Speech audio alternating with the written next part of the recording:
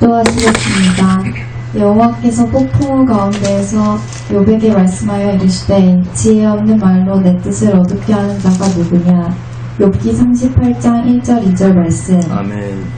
사랑과 은혜가 풍성하신 하나님 아버지, 저희를 자유의지를 가진 인격체로 창조하시고 그 자유 안에서 주님을 경외하며 순종하는 것을 기뻐하시는 그 은혜를 찬양합니다. 아멘. 욥이 겪었던 극심한 고난 속에서도 흔들리지 않았던 믿음처럼 저희도 이해할 수 없는 상황 속에서 주님의 섭리를 신뢰하며 나아가기를 원합니다. 아멘. 주님, 저희는 스스로의 이해와 경험으로 하나님의 뜻을 판단하려 하거나 고난 앞에서 원망과 불평을 쏟아냈던 우리의 모습을 고백합니다. 인간의 최선이라는 단어로 하나님을 만족시킬 수 없음을 알면서도 여전히 자기중심적인 우상 노릇을 하는 저희를 용서하여 주세요. 아멘.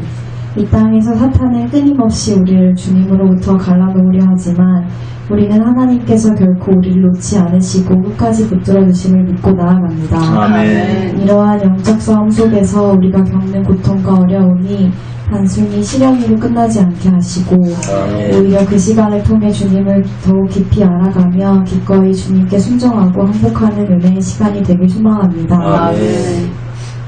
이제 죄의 종이 아닌 의의 종이 되었음을 깨닫고 우리 안에 임하신 성령님의 인도하심을 따라가길 원합니다. 아멘. 이 땅 가운데 이해할 수 없는 고통 속에서도 하나님의 계획을 신뢰하며 주님을 더욱 깊이 알아가는 이 땅의 시간을 은혜의 시간으로 함께하여 주세요. 아멘. 세상의 넓은 길이 아닌 주님이 가신 좁고 협착한 길, 십자가의 길을 따르는 나그네 인생이 우리의 삶이 되길 소망합니다. 우리 주한교회 공동체가 스스로의 행위로 점검하는 것이 아니라 오직 주님께 온전히 붙들려 성령의 일하심이 나타나는 공동체가 되기를 기도합니다. 아멘. 세상의 가치관에 흔들리지 아니하고 고난 중에도 하나님의 섭리를 신뢰하며 주님께서 우리를 붙드시는 은혜를 굳게 믿고 서기를 기도합니다. 아멘. 주님, 완성돼갈 하나님 나라를 사모하게 해주시고 우리의 분향이 늘 하늘에 있음을 기억하게 해주세요. 아멘. 창조와 구속의 역사를 멈추시지 않으시는 주님께서 우리의 삶 가운데 늘 일하고 계심을 믿으며 그 신실하심을 바라보길 소망합니다. 아멘. 늘 이 모든 약속을 홀로 성취하시는 우리의 하나님 되심을 드러내시는 살아계신 그리스도의 이름으로 기도합니다. 아멘.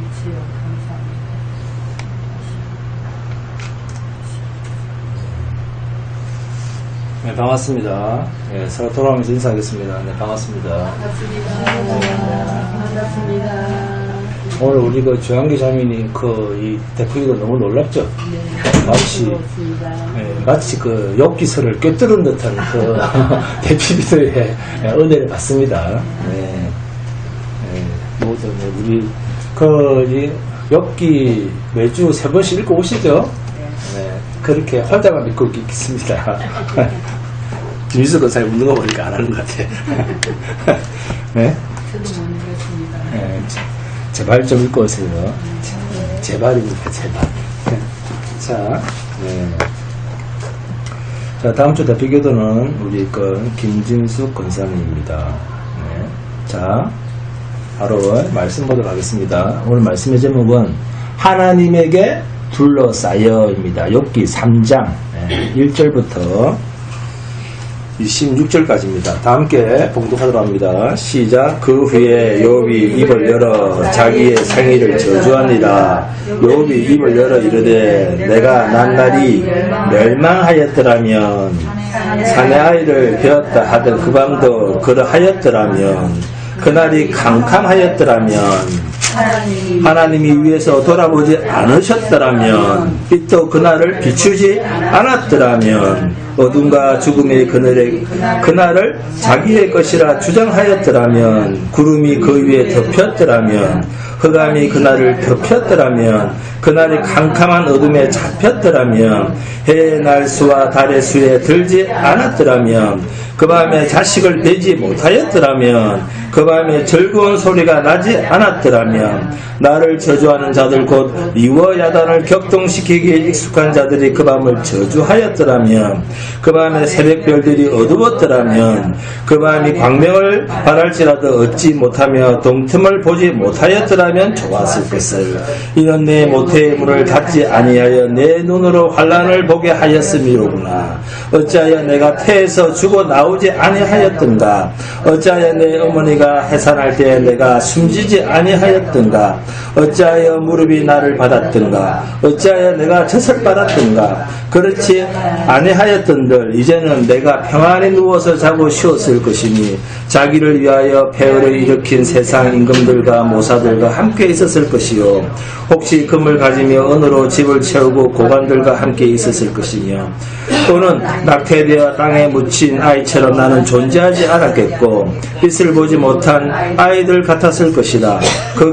거기서는 악한 자가 소유를 거치며 거기서는 피곤한 자가 쉼을 얻으며 거기서는 갇힌 자가 다 함께 평안히 있어 감독자의 호통 소리를 듣지 아니하며 거기서는 작은 자와 큰 자가 함께 있고 종이 상전에게서 놓이느니라. 어찌하여 고난당하는 자에게 빛을 주셨으며 마음이 아픈 자에게 생명을 주셨는고 이러한 자는 죽기를 바라도 오지 아니하니 땅을 파고 숨긴 보배를 찾음보다 죽음을 구하는 것을 더하다가 무덤을 찾아 얻으면 심히 기뻐하고 즐거워하나니 하나님에게 둘러싸여 길이 아득한 사람에게 어찌하여 빛을 주셨는고. 나는 음식 앞에서 탄식이 나며 내가 앓는 소리는 물이 쏟아지는 소리 같구나. 내가 두려워하는 그것이 내게 임하고 내가 무서워하는 그것이 내 몸에 미쳤구나. 나에게는 평온도 없고 안일도 없고 휴식도 없고 다만 불안만이 있구나. 이 정도 되는 사람이 과연 몇이나 있겠습니까? 네? 네, 창세기 28장 봅니다. 함께 봉독합니다. 창세기 28장 10절에서 15절입니다. 함께 봉독합니다. 창세기는 성경의 맨 앞에 있습니다. 자, 10절부터 시작. 야곱이 브엘세바에서 떠나 하란으로 향하여 가더니 한 곳에 이르러는 해가 진지라. 거기서 유숙하려고 그곳에 한 돌을 가져다가 베개로 삼고 거기에 누워 자더니 꿈에 본 적 사닥다리가 땅 위에 서 있는데 그 꼭대기가 하늘에 닿았고 또 본즉 하나님의 사자들이 그 위에서 오르락 내리락 하고 또 본즉 여호와께서 그 위에 서서 이르시되 나는 여호와니 너희 조상 아브라함의 하나님이요 이삭의 하나님이다. 내가 누워있는 땅을 내가 너와 내 자손에게 주리니 내 자손이 땅에 티끌같이 되어 내가 서쪽과 동쪽과 북쪽과 남쪽으로 퍼져 나갈지며 땅의 모든 족속이 너와 내 자손으로 말미암아 복을 받으리라. 내가 너와 함께해서 내가 어디로 가든지 너를 지키며 너를 이끌어 이 땅으로 돌아오게 할지라. 내가 내게 허락한 것을 다 이루기까지 너를 떠나지 아니하리라 하신지라. 아멘. 어떻습니까? 굉장한 축복이죠. 네? 근데 이 축복을 언제 줬습니까? 네, 서영민 권사님. 이 축복을 언제 줬죠? 그렇죠. 김혜식 권사님. 그렇죠. 네? 야곱이 누구를 속이고? 야곱이 누구를 속이고? 아버지를 속이고. 그죠? 야곱이 아버지를 속이고 또 누구를 속였어요? 그렇죠. 형 에서를 속이고 무엇을 뺐고? 장자권을 뺐고 대신 그게 다 뭡니까? 사기쳐서 축복받고 형의 미움을 사서 지금 도망가는 자리입니다. 그죠? 지금 도망가고 있는 자리예요. 그러면 자랑스럽습니까? 자랑스럽지 않습니까? 부끄럽죠? 하나도 자랑스러울 것이 없고 하나도 이게 복을 받을 일입니까? 복을 받지 못할 일입니까? 복을 받지 못할 일이잖아요. 우리 보기에는 인간이 볼 때는 하나도 복을 받을 이유가 없는 그 자리. 그죠? 그래서 뭐합니까? 야반 도주하잖아요. 그래서 야반 도주하여서 지금 뭐합니까? 집에서 삽니까? 노숙합니까? 노숙하잖아요.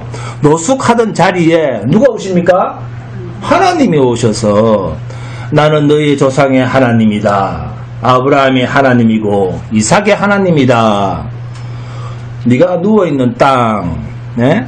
내가 너 다 준다. 네가 디비전 눈 그 자리 내가 다 준다. 그리고 동서남북으로 내 눈을 끝간데 없을 때까지 내가 다 준다. 네가 어디로 가든지 내가 너와 함께 할 것이요. 네? 내가 내게 약속한 것을 다 이루기까지 너를 떠나지 않는다. 아멘이니까. 양심의 가책이 없으니까 되죠. 또 아멘 하는 거 말고 우리 인간은 참 양심의 가책이 없어요. 미안하지도 않아요. 저 같으면 미안해서 못 받을 것 같아요. 네? 근데 더 큰 축복, 그죠?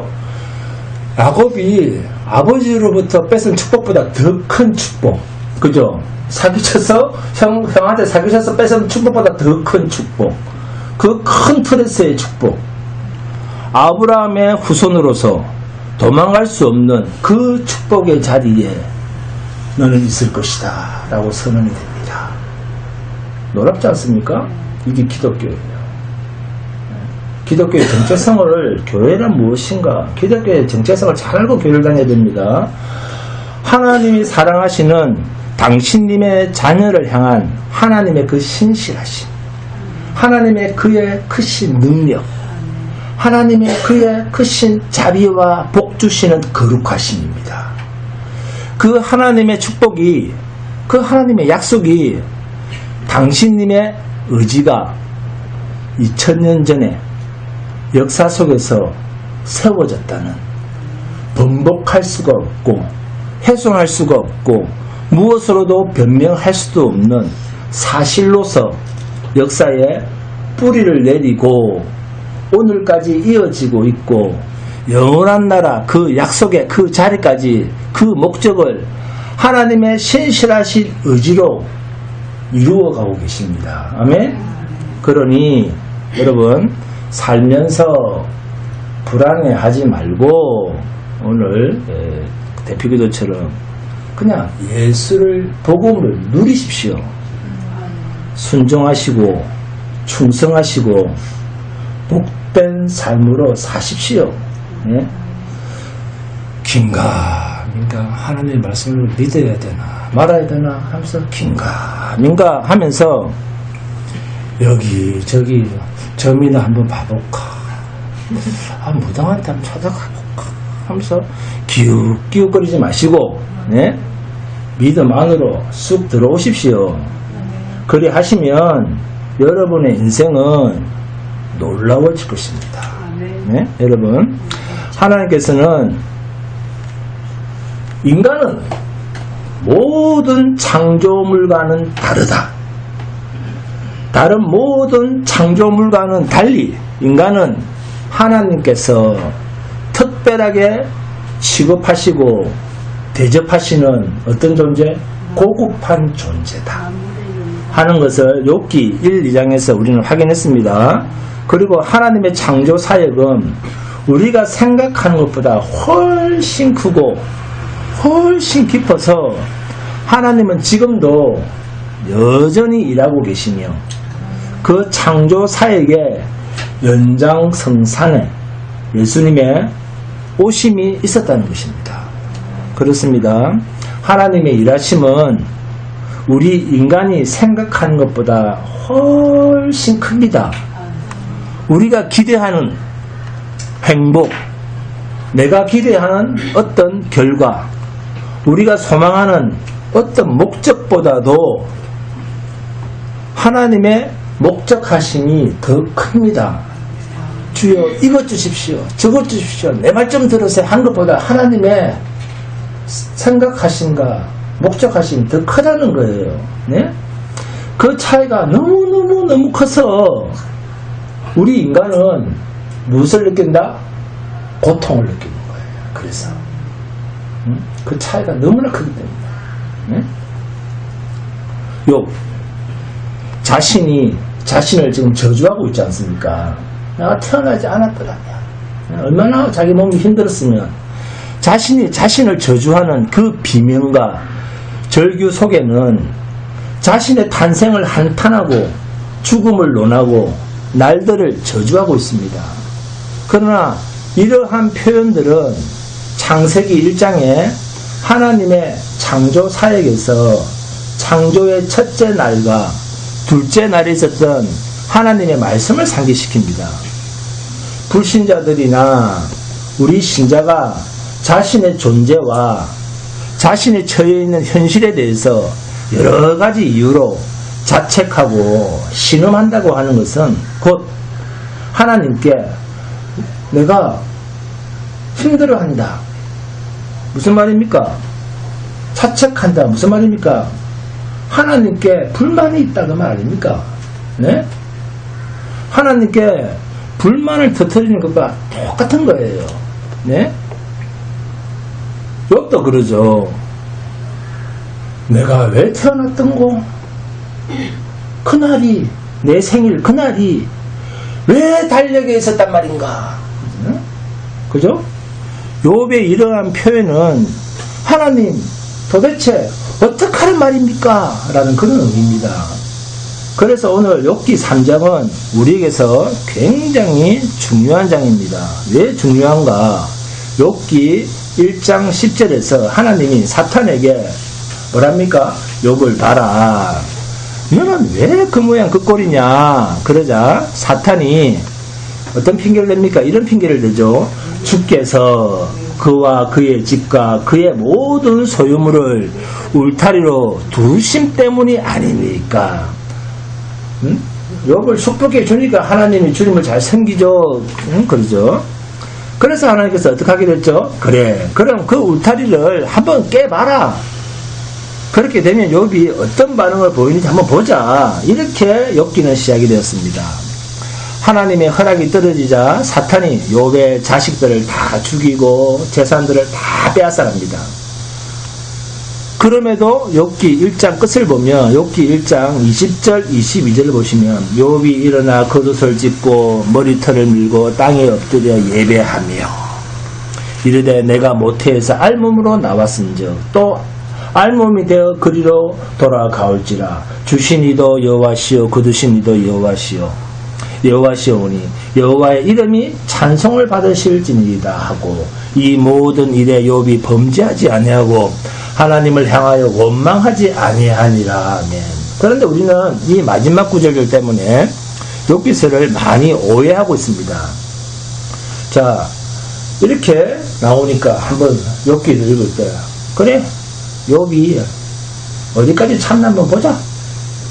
그러면서 욥기를 있습니다. 그런데 욥기서 2장으로 들어와 보니까 하나님께서 사탄에게 네가 나를 격동시켜서 욥을 치게 했지만 욥이 신앙을 버리지 않고 여전히 충성된 것, 나한테 믿음이 떨어지지 않는 것 너 봤지? 그러자 사탄이 뭐라고 또 대꾸를 합니까? 욥기 2장 4절에서 5절입니다. 사탄이 여호와께 대답하여 이르되 가죽으로 가죽을 바꾸오니 사람이 그의 모든 소유물로 자기의 생명을 바꾸올지라. 이제 주의 손을 펴서 그의 뼈와 살을 치소서. 병을 주보세요. 그러잖아요. 그죠? 이제는 1장에서처럼 욥의 울타리만 깨는 것이 아니라 지금부터는 욥의 몸, 그 병이죠. 병. 우리 말하면 그죠? 욥의 몸의 본체를 공격하겠다고 하나님께 요구를 합니다. 그리고는 하나님의 허락을 받습니다. 그래서 발바닥에서 어디까지? 정수리까지 욥의 온 몸이 병이 듭니다. 재산도 다 날라갔죠. 자식들도 다 죽었죠.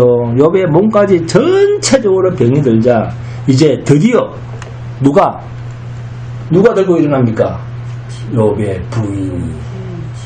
욥의 부인이 들고 일어나잖아요. 욥기 2장 봅니다. 욥기 2장 9절에서 10절. 그의 아내가 그에게 이르되 당신이 그래도 자기의 온전함을 굳게 지키느냐? 하나님을 욕하고 죽으라. 이 말 여러분 같으면 하겠습니까? 우리 윤명 의사님 같으면 절대 안 하는 소리를 하죠. 네. 그가 이르되 그대의 말이 한 어리석은 여자의 말 같도다. 우리가 하나님께 복을 받았은즉 화도 받지 아니하겠느냐 하고 이 모든 일에 욥이 입술로 범죄하지 아니하니라. 욥의 이런 대답으로 욥의 부인은 이제 어떻게 됩니까? 이제 악당이 되어가기 시작합니다. 그죠? 욥은 신앙의 훌륭한 그 대신 반대로 욥은 신앙의 훌륭한 사람이 됩니다. 이런 상황에서 욥의 세 친구가 뭐하러 옵니까? 위로하죠. 오죠. 욥을 위로하러 옵니다. 그런데 갑자기 욥기 3장부터 욥이 막 화를 내기 시작하죠. 욥은 2장까지는 잘 버티고 있었다가 왜 이 욥기서 3장에서 갑자기 화를 내기 시작할까요? 자, 그래서 욥기 1장과 2장의 사건이 3장으로 연결되는 과정 속에서의 의미를 깊이 생각해 볼 필요가 있습니다. 욥은 3장에서 왜 갑자기 화를 내는가? 결국 욥은 돈과 재물의 울타리를 마귀가 갑자기 확 하고 그 재물들을 확 벗겨버리자 욥은 사실 그 울타리를 부둥켜 안고 신앙생활을 하고 있었다. 그 말과 같습니다. 내가 잘하면 하나님이 뭐 준다? 복 주신다. 라는 어떤 원리? 보응의 원리. 이 보응의 원리로 욥은 무엇을 하고 있었다? 신앙생활을 하고 있었다는 거예요. 내가 잘하면 하나님이 복 주고 내가 못하면 하나님이 복을 안 주실 것이다. 내가 교회에 잘 나오면 하나님이 복 주고 교회 안 나오면 하나님이 벌을 주실 것이다. 이런 사고방식이죠. 그래서 욥은 그 보응의 원리대로 신앙을 지키고 생활을 하고 있었는데 갑자기 사탄의 도전을 받고 하나님께서는 욥의 그 울타리를 허물어 보기로 허락하신 것입니다. 마귀는 욥의 울타리를 다 허물어 버렸고 그런데 욥은 허물어진 그 울타리를 계속 붙들고 늘어집니다. 욥은 왜 그럴까? 그 외에는 자신으로서는 어떻게 할 방법이 없으니까. 그리고 하나님과 인생에 대하여 하나님과 인생 그러한 보응의 원리 외에는 다른 길을 알지 못하니까. 그러니까 하나님을 알았다는 겁니까? 하나님을 깊이 몰랐다는 겁니까? 몰랐다는 거예요. 네? 그래서 그것을 붙잡기 위해서 악착같이 붙잡고 늘어지는 수밖에 없었다. 그러는 거예요. 이것이 욥기 1장과 2장의 결론이었습니다. 그러면 욥의 부인의 역할은 무엇인가? 자, 당신 이래도 계속 참고 견딜 거예요? 하나님을 뭐하고? 욕하고 죽어요. 자살해요. 자, 이게 무슨 말입니까? 하나님을 욕하고 죽어라. 무슨 말입니까? 드디어 터질 게 터진 겁니다. 그것 가지고는 더 이상 견딜 수가 없다는 겁니다. 자, 그것이라는 것이 뭐죠? 보응의 원리입니다. 보응의 원리. 보응의 원리를 아무리 붙잡고 있어도 정작 현실은 자신의 믿음의 결과대로 결과가 나타나지 않으니까 그런 말이에요. 우리 이해의 범주입니다. 네? 여자는 현실적입니까? 현실적이지 않습니까? 현실적입니다. 남자는요? 그래도 덜 현실적입니다. 근데 여자는 엄청나게 현실적이에요. 그래서 결혼할 때 조건을 많이 봅니다. 네? 따집니다. 처음에는 얼굴 보다가 나중에 조건을 따집니다. 우리 이해의 범주, 우리 사고에 이런 틀을 깨야 됩니다. 그런데 기존의 우리의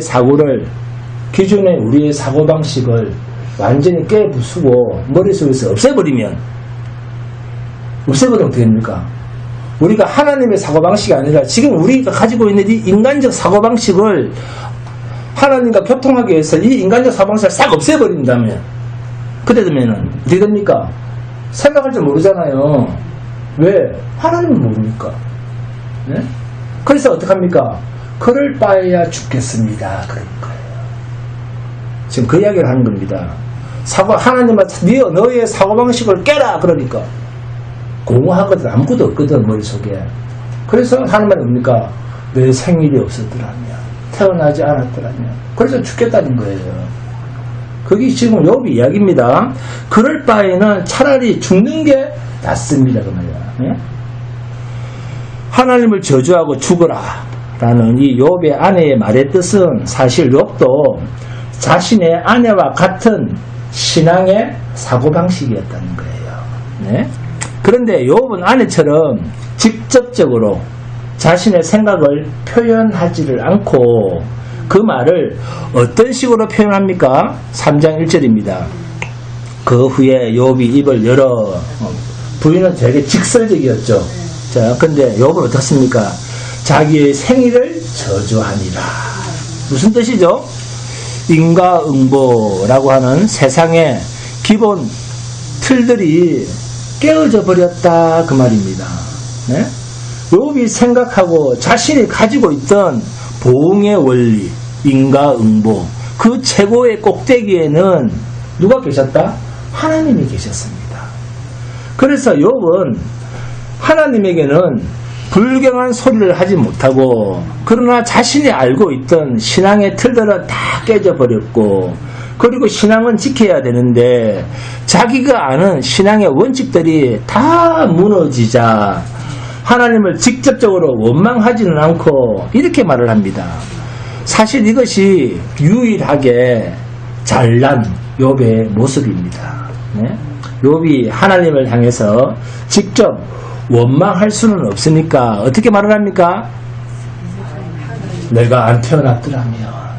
네? 하나님을 욕하는 게 아니에요. 내가 안 태어났더라면 됐을걸.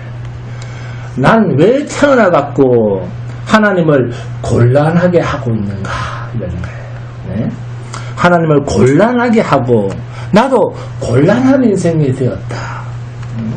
이런 거예요.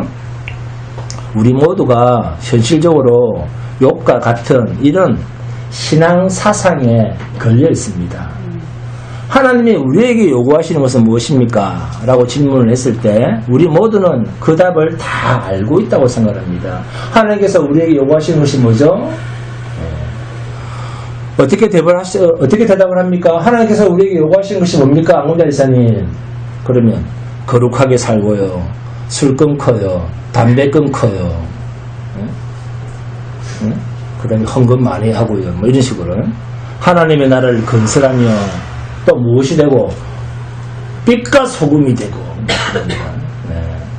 우리를 보면 다 하나님이 누구신지를 아는, 네, 정말 괜찮은 사람이 되어야 됩니다. 네. 그렇게 대답을 합니다. 정말 우리가 남들이 보면 예수가 보이는 그런 괜찮은 사람이 될 수가 있습니까? 네? 그런데 그렇게 안 되죠. 네? 그렇게 안 되잖아요. 괜찮은 사람이 되고 싶은데 안 되잖아요. 뭐도 했는데, 기도도 했는데, 기도도 했고, 성경도 열심히 받고, 기도원에다 갔고, 또 친구끼리 만났을 때는 거룩한 이야기도 했고, 말씀도 나눴고, 성경 공부도 했고, 나름대로 묵상도 했고, 그리고 나라를 위해서 기도도 했고, 그러니까 뭐 다 했다, 할 거 다 했는데, 그래도 기도에 응답이 없고 자신이 변하지 않으면, 그래 잠잠하면 똑같으면 그 다음부터 어떻게 합니까? 잘 알잖아요. 성경책 안 봅니다. 그 다음부터. 그 다음에 기도도 없어집니다. 맞잖아요. 틀립니까? 성경책을 손에 놓기 시작하고 교회 봉사나 헌신도 서서히 없어지기 시작합니다. 우리 서인의 봉사를 보면 잘 알 수 있습니다. 옛날에는 9시만 되면 교회 갔어요. 서서히 다 놓습니다. 전도도 안 합니다. 손 다 떼버립니다. 즉 자신의 신앙의 사고의 틀을 놓기 시작한다는 겁니다. 기도는 했고 뭐는 없고 답은 없고, 그죠? 그렇다고 자신이 한 기도를 안 믿을 수는 없고, 그렇다고 믿을 수도 없고, 이렇게 되는 거예요, 이제 갈수록. 그러는 사이에 주변에서 누가, 욥의 아내처럼, 그럴 바에 교육하지 마, 라든지, 나가 뒤져라, 이제 그러다. 네. 내가 죽어라 라는 비슷한 말을 하게 되면, 그러면 주님 앞에 신랄 같은 자신의 희망을 이야기합니다. 주님, 제가 죽은 다음에 천국 가는 것만은 진짜 되게 하여 주시옵소서 이렇게 합니다. 네. 다른 거 다 못 믿겠다는 거죠. 여러분들이 욥보다 좀 그래도 낫다는 표정입니다. 아직까지는. 네. 진짜입니까? 욥보다 여러분이 낫습니까? 히브리서 12장으로 가시면 히브리서 11장은 여러분이 잘 아신 대로 무슨 장? 믿음장입니다. 그 믿음장을 전제하면서 히브리서 12장을 봅니다. 히브리서 12장 1절에서 3절, 신약 367페이지입니다. 히브리서 12장 1절에서 3절. 다 찾습니까? 시작. 이러므로 우리에게 구름같이 둘러싼 허다한 증인들이 있으니 모든 무거운 것과 얽매이기 쉬운 죄를 벗어버리고 인내로서 우리 앞에 당한 경주를 하며 믿음의 주여 또 온전하게 하시는 인 예수를 바라보자. 그는 그 앞에 있는 기쁨을 위하여 십자가를 참으사 부끄러움을 개의치 아니하시더니 하나님 보좌 우편에 앉아 있었느니라.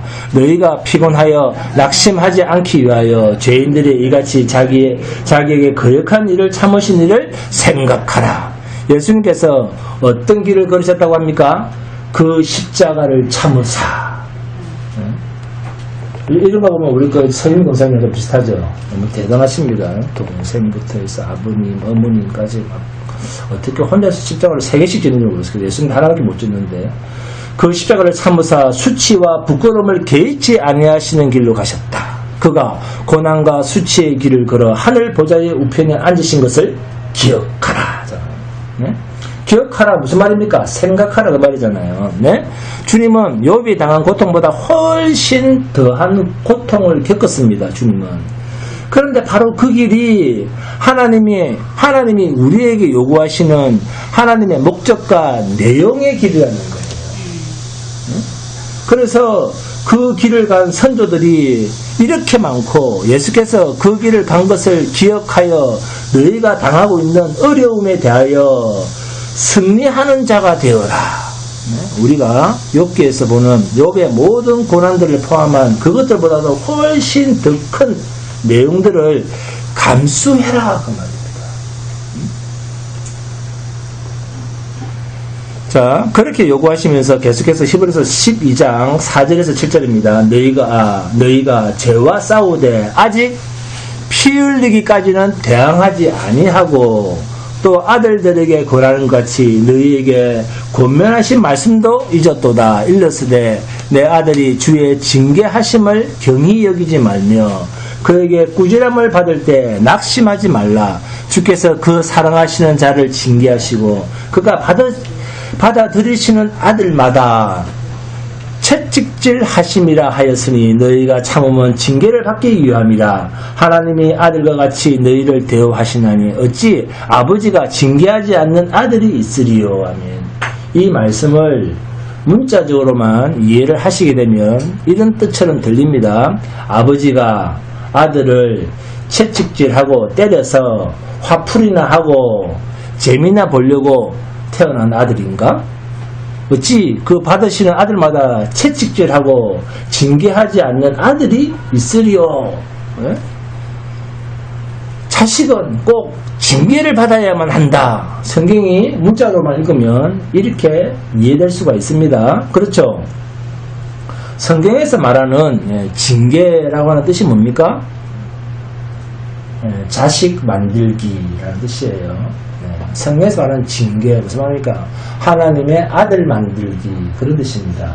징계라고 하는 말은 징계라고 하는 이 헬라어 원어의 뜻이 그렇습니다. 징계, 자식 만들기.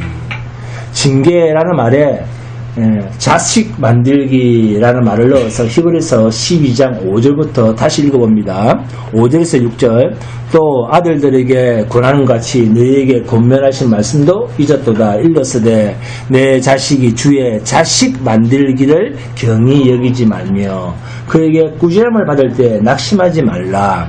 주께서 그 사랑하시는 자를 자식으로 만들기 위하여 받아들이는 아들마다 채찍질 하심이라 하였으니 이렇게 읽힙니다. 아멘. 자식을 채찍질한다. 자식을 징계한다. 자식을 자식으로서 기르기 위하여 훈련한다. 자, 이 말이 이제 무슨 뜻인지 이해하시겠죠? 무슨 뜻입니까?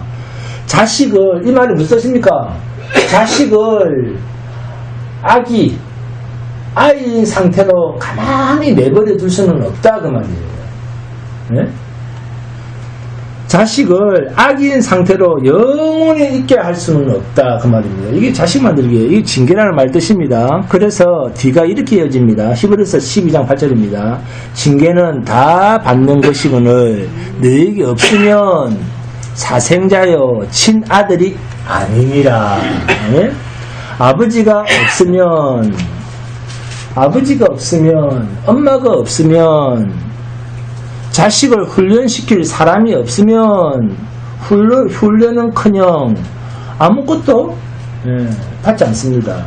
그런데 하나님께서는 우리를 무엇라 부르시고 자녀라 부르시고 또 자녀라 부르고 계시고 또한 우리들을 아버지라 부르라 하십니다. 그래서 아버지가 그 자식을 기르기 위하여 그 자식을 완성하시기 위하여 하나님과 함께하는 영원한 존재로 만들기 위하여 징계하지 않는 법은 없다. 그렇게 말씀하시는 거예요. 이것이 욥기와 무슨 상관이냐? 아기가 자라서 어린아이가 되고 또 그 어린아이가 자라면 청소년이 됩니다. 그죠? 청소년이 되면 여러분 다 겪어봤지만 청소년이 되면 무엇을 겪습니까? 그렇죠. 사춘기를 겪습니다. 우리 그 김수관에서 군사님은 사춘기 심하게 겪으셨나봐요. 네, 기억이 오래 납니다. 네. 자, 그러면 사춘기란 뭡니까? 사춘기란 뭐죠? 사춘기. 그러니까 그 말을 정리하면 그 아이가 커보니까 아이일 때는 어떤 책을 많이 봅니까? 아기일 때는 동화책을 많이 봅니다. 그죠? 그래서 머릿속에 상상을 합니다. 자기가 백설공주가 된 것처럼 상상하다가 어느 정도 나이가 들면 그 아이가 살아보니까 동화와는 인생이 다르거든요. 자기가 생각했던 동화책하고는 인생이 동화책하고는 다르네 하는 것을 느끼는 시기입니다. 인생이 동화와는 다르다 하는 것을 아는 시기. 이게 뭡니까? 사춘기입니다. 네? 자, 그 말은 곧 자기가 하는 일에 책임을 져야 되고, 이제는. 그전에는, 그저 아기일 때는 책임을 안 졌어요. 근데 그때부터는 책임을 져야 됩니다. 그래서 자기 일에 책임을 져야 되고, 그리고 분별을 가져야 됩니다. 네? 분별을 가져야 된다는 것을 아는 시기. 이때가 사춘기입니다. 그때부터 이제 분별의 능력이 생기기 시작합니다. 그냥 마음 내키는 대로 웃고 떠들고 요구하고 그래서는 해결될 게 없다 하는 것을 느끼고 배우는 시기. 그때가 사춘기입니다. 그전에는 뭐합니까? 어디에 가든 엄마한테 아빠한테 그냥 땡깡만 쓰면 되는 거예요. 사줘! 그냥 사줘야 됩니다. 막 울어버리니까. 근데 그게 안 통한다 하는 것은 이제 아는 시기가 되죠. 사춘기 때. 가장 오해하는 것이 무엇이냐 하는 것은,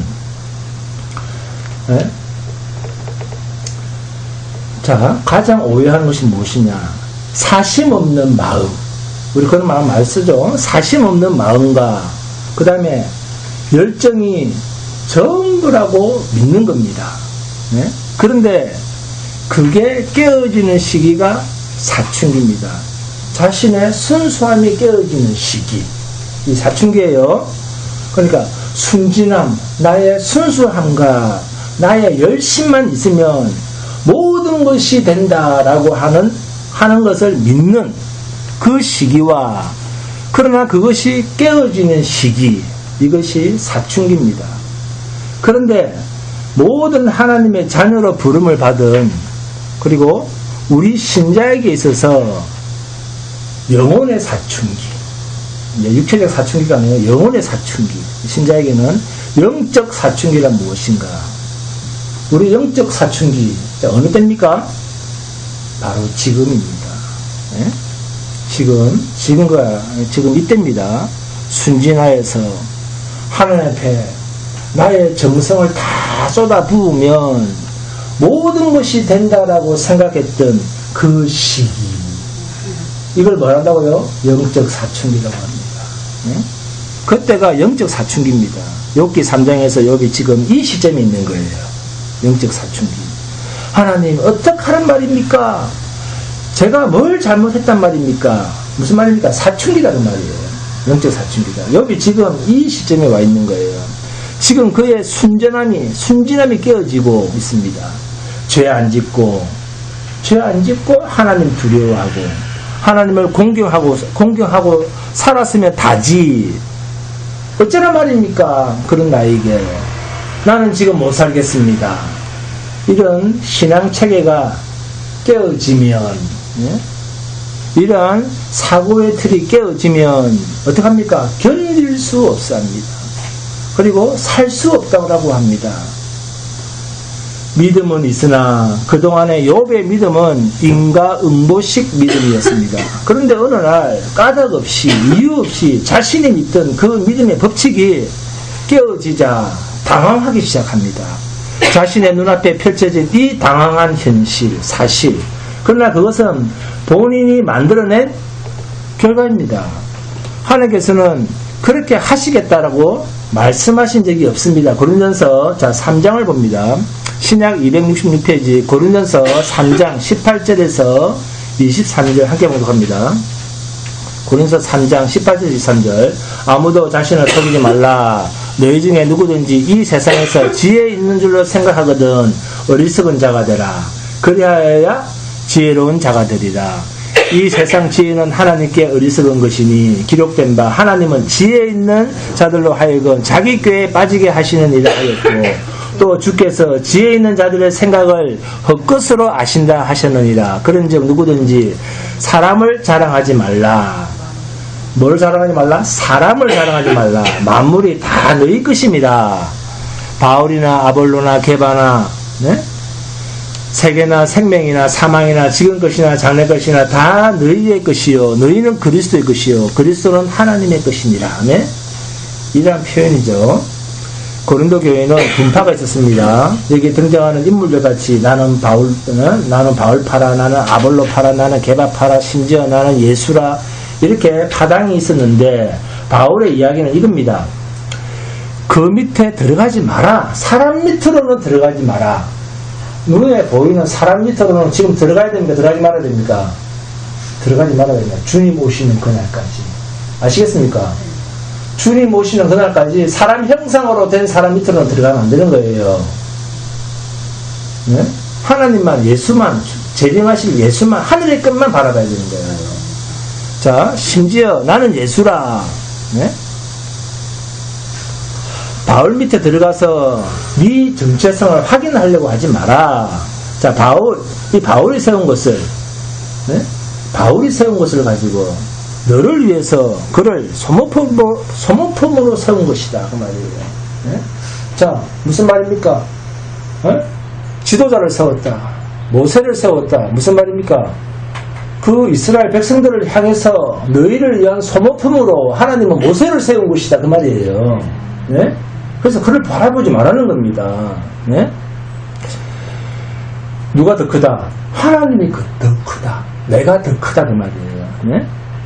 그리고 소모품으로 모세를 이스라엘 백성들의 하나님을 나타내는 소모품으로 모세를 세웠다라고 하는 것은 모세보다 이스라엘 백성이 더 큰 존재다. 그 말과 같은 말입니다. 그러니까 여기 앉아 계신 성도가 서 있는 목사보다 더 크다. 그 말이에요. 그래서 그 소모품으로 목사를 세웠다고 말입니다. 아시겠죠? 그래서 사람을 보지 말라는 겁니다. 바울도 너를 위해서 있는 존재다. 그 말입니다. 누구도, 게바도, 베드로도 마찬가지다. 아볼로도 너를 위해서 세웠고, 게바도 너를 위해서 세웠고, 이 세상도 너를 위해서 세웠고, 너를 위해서 지었고, 그 말입니다. 그래서 돈의 노예가 되지 말라는 거예요. 생명도 너를 위해서 지었고, 사망도 너를 위해서 지었다. 너희는 누구 것이다? 그리스도의 것이다. 하나님의 것이다. 예수님도 그랬고 시편에도 나오지 않습니까? 너희를 신이라 하였거늘. 네? 우리 김민수 강사는 신입니다. 아군자 여사님 신이에요. 신. 자존심을 가져야 됩니다. 그러니 어디로 들어가지 마라? 사람 밑으로 들어가지 마라. 네? 세상 밑으로 들어가지 마라. 네?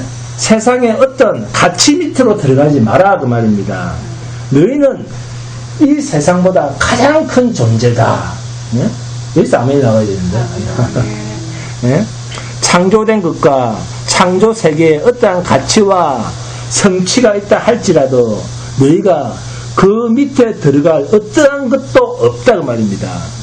너희가 제일 크고 네가 더 크고 그것들은 너희에게 하나님께서 다 주신 것이다.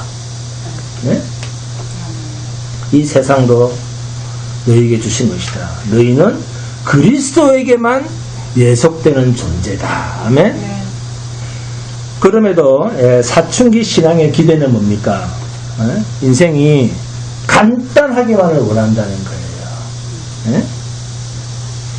내가 할 수 있는 가장 간단한 것을 하나님께서 제공하셔서 가장 간단한 방법으로 나에게 행복을 주시고 그것으로 내 신앙의 여정이 끝이 났으면 좋겠습니다. 그러니까 너무 간단한 걸 좋아한다는 거예요. 그런데 하나님께서는 그렇게는 하지 않겠다는 거예요. 그런데 우리는 주여 생각 없이 살게 해주옵소서. 생각 없이 살게 해주옵소서. 그러니까 태어나지 말게 해주시고 죽여주시옵소서. 이렇게만 기도한다고 말입니다. 빨리 죽기를 소원한다는 거예요. 그러나 하나님께서는 너는 네가 소원하는 것보다 훨씬 더 크다. 큰 존재야. 이렇게 얘기합니다. 네가 소원하고 기도하는 것보다는 네가 소원하고 기도하는 것은 네 손톱의 때보다도 작은 것이다. 너 날 도대체 뭘로 보고 그런 기도하니? 그럽니다. 왜 그런 작은 것에 하나님의 이름을 거느냐 그 말입니다. 주님 이름만 벌게 해주십시오. 1000만 원 헌금하겠습니다. 그런 작은 것에 하나님의 이름을 건다는 거예요. 고린도전서 2장으로 가시면 사도 바울이 고린도 교회에 복음을 전할 때 떨었다라는 이야기가 나옵니다. 그 이야기가 고린도전서 2장 1절에서 5절까지 나옵니다. 자, 4절에서 9절까지 함께 봉독합니다. 고린도전서 2장 4절에서 9절까지입니다. 시작. 내 말과 내 전도함이 설득력 있는 지혜의 말로 하지 아니하고 다만 성령에 나타나신가 능력으로 하여 너희 믿음이 사람의 지혜에 있지 아니하고 다만 하나님의 능력에 있게 하려 하였노라. 그러나 우리가 온전한 자들 중에서는 지혜를 말하노니 이는 이 세상의 지혜가 아니요 또 이 세상에서 없어질 통치자들의 지혜도 아니요 오직 엄밀한 가운데 있는 하나님의 지혜를 말하는 것으로서 곧 감추어졌던 것인데 하나님이 우리의 영광을 위하여 만세전에 미리 정하신 것이라. 이 지혜는 이 세대의 통치자들이 한 사람도 알지 못하였나니 만일 알았더라면 영광의 주를 십자가에 못 박지 아니하였으리라. 기록된 바 하나님이 자기를 사랑하신 자들을 위하여 예비하신 모든 것은 눈으로 보지 못하고 귀로 듣지 못하고 사람의 마음으로 생각하지도 못하였다 한가 같으니라. 아멘. 네?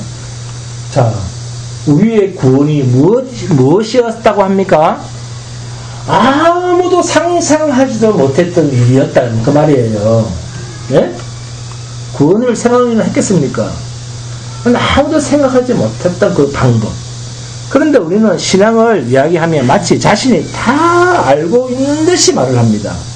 그러면서 그 십자가의 비밀을 하나님의 육신을 입고 우리를 찾아오셨다는 그 신비를 가장 값싼 싸구려에다가 가장 간단한 데다가 자기를 걸어놓습니다. 그러면서 자신의 생각과 자신의 신앙 인생을 짜맞추기 시작합니다. 그런데 그러면서 하는 자신의 신앙 고백이 뭡니까? 하나님, 다른 건 다 필요 없고 돈 좀 주세요. 돈 좀 잘 벌게 해주십시오. 그러면서 우리 자식들 거저 잘 되게 해주시면 저는 더 이상 뭐가 없다? 소원이 없습니다. 그렇기 때문에 지금 욥기서도 계속 그런 이야기를 하나님 하시는 거예요. 너 지금 도대체 하나님이 나를 뭘로 알고 있는 거니? 요술방망이로 알고 있는 거니? 네가 하나님이라면 네 같으면 어떻게 할래? 입장 바꿔 생각해봐라. 만약 네 자식이 너의 자식이 너한테 와서 자기 자식이 부모인 자기한테 와서 하는 말이 어머니 그저 저를 새끼 밥만 먹여주시면 저 학교 안 보내주셔도 됩니다. 만약 그런 말을 한다고 해요. 그러면 자식이 그렇게만 요구를 한다면 너는 어떻게 대답할 것이냐? 누가 물어봐야 되나? 신원래 목사한테 물어봐야 됩니까? 그러면 뭐라고 대답합니까? 새끼 밥만 먹여주시면 학교 안 보내주셔도 됩니다. 이렇게 하면 기특한 자식인데? 그러니까. 그렇죠. 그러니까 나가 뒤져라. 그런 사람이 아니겠습니까? 네? 네? 기특한 자식인데? 똑똑한데? 그렇게 말할 부모가 있다 없다? 없습니다. 그러면 뭐라고 대답합니까? 네? 너 아무 걱정하지 말고 공부나 잘해. 네? 부모라면 모두 그렇게 말하는 게 정상 아닙니까? 아무 걱정 말고 엄마가 뒤에서 다 봐줄 테니까 공부나 잘해. 네? 걱정하지 말고. 네? 그런 부모의 말을 듣게 되면 자식은 무슨 걱정을 합니까? 나를 기르기 위해서. 아무 걱정하지 말고 너는 공부나 해. 네 뒷감당은 내가 할게. 그 말하면 그 자식이 다 돌아서서 뭐랍니까? 나를 위해서, 나를 기르기 위해서 우리 어머니, 아버님, 부모님이 얼마나 고생을 하시는가. 내가 커서 잘 돼가지고 효도해야지. 그런 말을 가집니다. 그죠? 예? 그런데 자식이 학교는 다니지 않고 새끼 밥만 먹고 밖에 나가서 아버지, 어머니, 제가 밖에 나가서 무엇을 팔아서 우리 집안의 경제 사정을 돕겠습니다. 그러면 공부할 때 공부 안 하고 애가 그런 말 하면 어떻게 대답을 하겠습니까? 너 죽여버려. 그러죠. 그 몇 푼 번다고 때려쳐. 그러죠.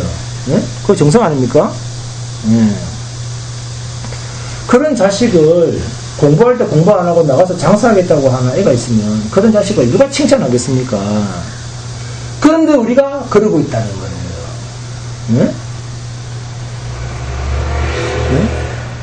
이런 우리를 보고 사도 바울은 하나님이 하시는 일에 대하여는 아무도 이해하지도 상상하지도 또는 그런 일이 생길이라고는 아무도 생각하지 못했고 꿈도 꾸지 못할 일이었다. 그래서 나는 내가 어디 가서 복음을 전할 때면 늘 떤다 그럽니다. 왜? 복음이란 어떻게 그려낼 수도 다 설명할 수도 없는 것이기 때문에 복음은 자신의 품에 안기기 전까지는 이해하기가 불가능한 이야기이기 때문에 그렇다는 거예요. 로마서 4장의 아브라함에 관한 정언도 마찬가지입니다. 아브라함이 믿음의 조상이라는 말이 무슨 뜻입니까? 로마서 4장 17절에 나옵니다. 기록된 바 내가 너를 많은 민족의 조상으로 세웠다 하신 것 같으니 그가 믿은 바 하나님은 죽은 자를 살리시며 없는 것을 있는 것으로 부르시는 이시니라. 없는 것을 있는 것으로 부르시니라. 얼마나 무시무시한 이야기입니까? 하나님은 어떤 분이시라고요? 죽은 자를 살리시며 없는 것을 있는 것으로 부르시는 창조주 하나님이시라는 겁니다. 네? 이것이 무슨 말입니까? 이게 뭔 뜻입니까? 우리가 좋아하는 보응의 원리, 내가 잘하면 하나님이 잘해주실 것이다. 이 보응의 원리를 훨씬 뛰어넘으시는 하나님이시다 그 말입니다. 그게 야곱의 이야기 아닙니까? 사기치고 도망갔는데 복 더 줄게 그러잖아요. 네? 우리의 생각을 완전히 벗어나 버리잖아요. 우리는 죽여버린다 그러는데 김성호 사 그렇지 않습니까? 죽여버린다 그러는데 에서는 하나님 복을 더 줄게 그럽니다. 우리가 잘하면 복 주고 우리가 못하면 벌 주는 그런 하나님이 아니라 그런 하나님이 아니라 우리라고 하는 존재 자체가 우주 만물과는 바꿀 수 없는 하나님의 크신 기쁨이다 그 말입니다. 아멘. 우리 안건희 목사님 말씀 너무 잘 알아듣는 것 같아요. 네, 나라는 존재는 우주와도 바꿀 수 없는 하나님 앞에서의 존재다 그 말입니다. 네? 그래서 없는 것에서 만들어지고 죽은 것도 되돌려 놓는 그 크신 하나님의 능력으로 시작된 존재, 그게 성도입니다. 그게 아브라함이고 우리입니다. 아브라함이 누굽니까? 하나님을 아는 곳에서 불렀습니까? 하나님을 모르는 곳에서 불렀습니까? 하나님을 모르는 곳에서 부름을 받았고 그 말이에요. 네? 자식 하나 낳을 수 없을 때 이미 그 약속을 하늘의 별과 같고 바다의 모래 같으리라는 그 약속을 받고 실제로 그렇게 된 자로서 우리의 믿음의 조상입니다. 성경은 그것을 믿으라는 겁니다. 이제 욥이 기르는 비명의 의미를 아시겠습니까? 자신이 아는 몇 가지 논리와 이해 속에 무한하신 하나님을 제한하고 자신의 가치도 제한하면서 그런 인과응보의 법칙으로 하나님의 자녀라는 이름을 사용하거나 집어넣지 말라는 겁니다. 우리는 우리가 소원하는 그런 것보다 더 큰 존재입니다. 내가 기도하는 것보다 더 큰 존재, 그게 우리입니다.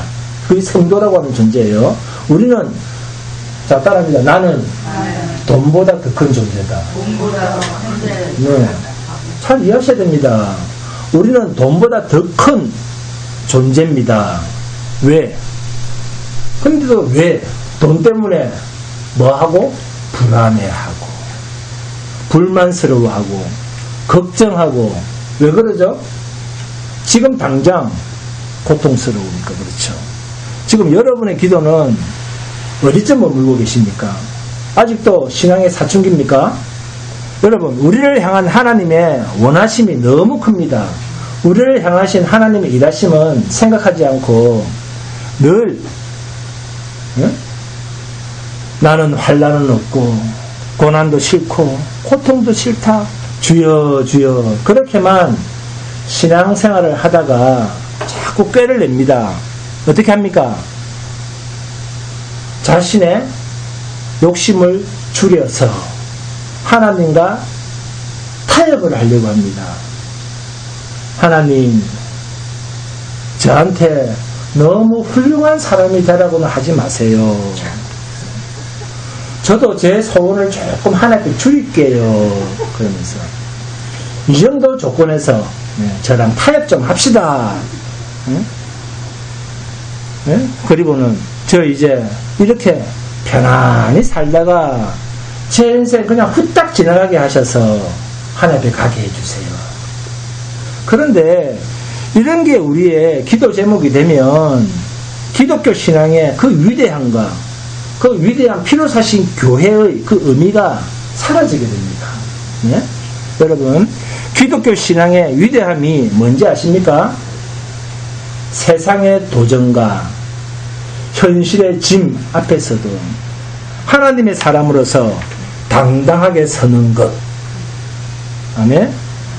하나님의 은혜와 부르심의 위대함을 알고 그분의 깊고 넓고 크고 우람하고 장엄한 그분의 영광을 자신의 신앙으로 드러내는 것. 이것이 기독교입니다. 이것이 예수 믿는다는 말이에요. 그럼에도 우리는 간절함은 있는 것 같은데 근데 사실 비는 내용이 너무 빈약하고 기도하는 내용이 너무 수준도 낮더라는 거예요. 네? 그리고 너무 작습니다. 입을 크게 벌려라. 네? 크게 기도하라. 그러면 허황된 걸 생각합니다. 네? 입을 크게 벌리고 크게 기도하라 그랬더니 어떻게 기도합니까? 아람 민족을 내게 주시옵소서. 이딴 식으로 기도를 합니다. 그런 게 큰 기도고 장엄한 기도입니까? 아닙니다. 예레미야 33장 3절 우리 안검자 집사님이 대표 기도할 때마다 자주 나오는 구절이었어요. 제가 옆에서 들어보니까 너는 내게 부르짖으라 내가 내게 응답하겠고 내가 알지 못하는 크고 은밀한 일을 내게 보이리라. 우리 안검자 집사님 자주 쓰는 구절이죠. 큰 기도란 하나님의 자녀라는 이름의 실존을 주 앞에서 만드는 것 이겁니다. 예수를 믿는 한 인격으로서 자기 영혼의 위대함과 깊이를 만들어가야 됩니다. 그것을 주님께 구하며 만들어 내십시오. 그게 신앙입니다. 믿음이고 마라나타 주님 오시는 그날까지 서로 격려하면서 죽지 마시기를 주님의 이름으로 축원드립니다. 조금 작성합니다. 찬송가 54장입니다.